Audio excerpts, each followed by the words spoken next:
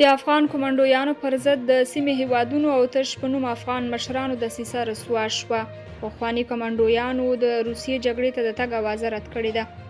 امریکا هم اوکراین جګړې ته د افغان ځواکونو جذب رد کړ. د امریکا د ملي امنیت شورا د ستراتیژیکو اړیکو مسؤل جان کربي ویلي هغه راپورونه ناسم دي چې ګواکې پخواني افغان کمانډویان د روسیې لخوا د اوکراین جګړې ته جذب شوي وي. کربي زیاته کړې دا یوازې راپورونه دي او موږ په دې اړه هیڅ راز معلومات او ثبوت نه لرو. تر دې وړاندې یو شمېر کمانډویانو ویلي وو چې ګاونډي هیوادونه او د سیمې استخبارات د دوی د بدنامولو لپاره دا اوازه رسنیو کې خپره کړې وه چې کنه افغان ځواکونه به د روسیې او یا هم اوکراین په ملاتړ جګړې ته ځي، خو افغان پوځیان به هیڅکله دا کار ونه کړي. د زاویه نیوز د ایران په بیلابیلو ښارونو کې له ځینو پخواني افغان کمانډویانو سره د دې موضوع د روښانتیا په هدف خبرې وکړې چې هغوی دغه مسله په کلکه رد کړه.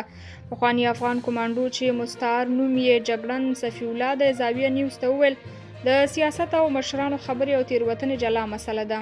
موږ د دې سپېڅلې دندې په لومړۍ ورځ خپل پاک خدای خاورې او ولس سره تعهد کړی چې خپل مسلک ته به متحد پاتې کیږو او هیڅکله به د خیانت پر لار قدم نه ږدو. زه مې د سنګر له زیاتو ملګرو سره تماس کې یم، هیڅوک د هیچ چا لخوا نه دي جذب شوي.